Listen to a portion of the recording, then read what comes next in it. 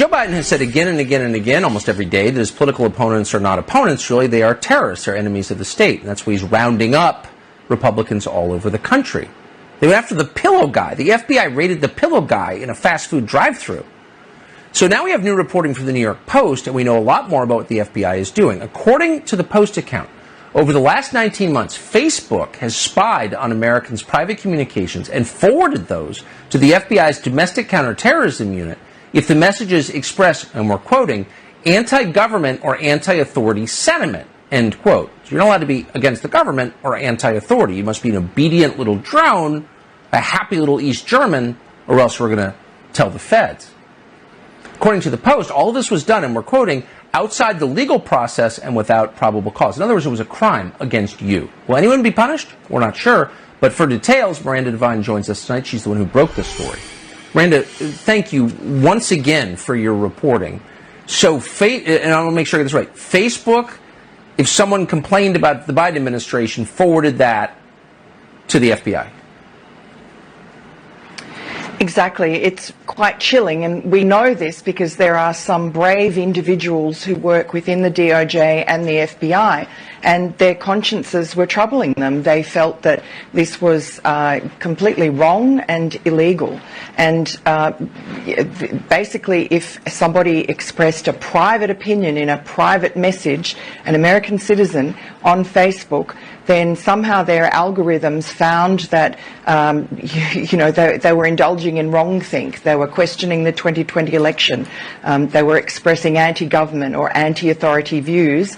That was red flagged by Facebook and then sent unprompted to the FBI, which then farmed out these so-called leads to various FBI field officers around the country, which then would raise a subpoena to get that material officially.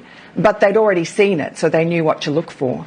And I think that within the FBI and the DOJ, there is a groundswell of disquiet that's been going on for several months because of this this sort of attempt by the FBI to create a caseload to match this extreme rhetoric from the Biden administration talking about domestic terrorists and enemies of the state and basically their political opponents as semi-fascists.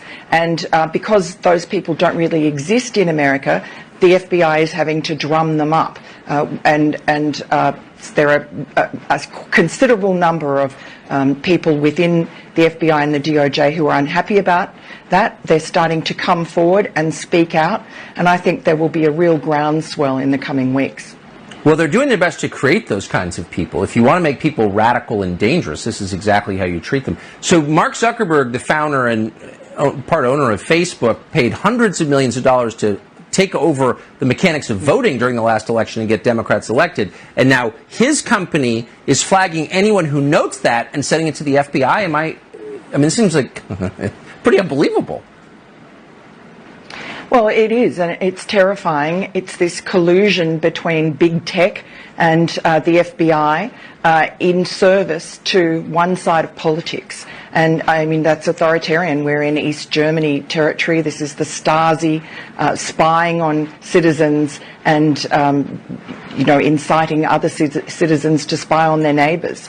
It's very frightening and very divisive, and it's sort of ironic that Joe Biden continually talks about the other side of politics, his opponents creating hate and division. That's all he's done since he became president.